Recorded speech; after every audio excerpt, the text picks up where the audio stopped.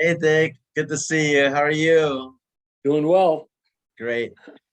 Well, I'm gonna ask a really difficult question. Hopefully you're ready for this. Are believers allowed to get divorced? So, two believers being married, are they allowed to divorce? The answer to that is ideally no, but realistically, yes. See, the problem is that marriage is to reflect the relationship of God with his people. It's a love relationship.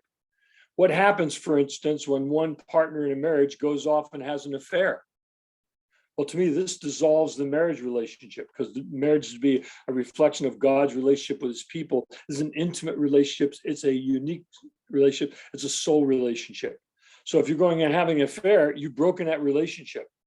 And so in that case, is divorce allowable? Yes. Should they get divorced? That's a different question. Because of course, God can redeem things. I've worked with people who've been able to be restored in their relationship, but it's a journey.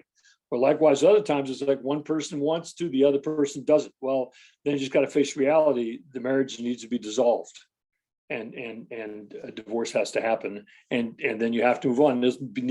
Healing will be needed because brokenness is a result. Broken relationships always are hurtful, and you'll bring that brokenness into your next relationship unless you get healed. And that's where you see people who got serial divorces, one after another, after another, after another. The second divorce is much easier than the first one. A third one easier than the second one. And so I met with guys who had 5, 6 divorces. And of course, they'd never been healed from the first one. So is that the only reason a person can get divorced? Infidelity? No. Alienation of affections. Okay, it says if you stop, if there's no love there, if there's no reflection of God there, if there's been an alienation of affections, then I do believe divorce is permissible as well. Now, this is where other people need to get involved. I don't think you should ever make this kind of decision by yourself. The Bible says when two don't agree, go find the simplest guy in the church to come in and solve the problem. One of the problems we have as Americans, we like our independence. So we like to make our own choices. We want free will. And it's like, yeah, the thing is, it's dangerous because you can make decisions that are going to have ramifications 20, 30 years, 40 years on. My parents who got divorced had massive impact on me, on my brothers and sisters and whatever. Okay, so it's like, that's part of the thing we need to do. Okay, so this is where it's helpful to have others involved. Pardon? Is that all? And that any other situation that could allow divorce for believers?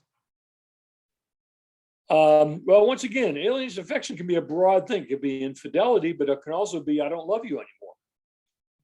You know, in which case, like, well, the answer to that is go to God and get love. But what if you're not in step with God? What if one in the partnership isn't in step with God? Well, then they might not ever have their love rekindled. Okay, so that's where it's sort of like, yeah, the believer has to make decisions.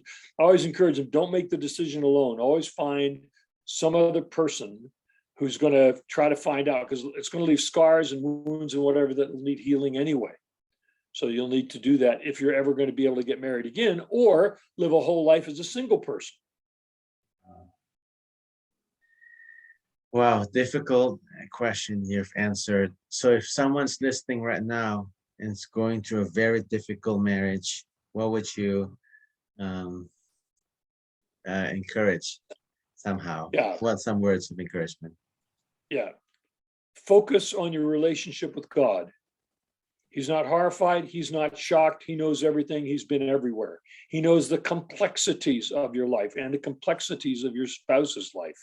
And yes, he has an answer, one that actually can bring healing and wholeness, not necessarily restoring the marriage, because I don't think every marriage should be restored, but so that you could be restored as whole, so you can love again and pass that love on to others. Broken people beget broken people. Healed people beget healed people. Christians need to be healed people.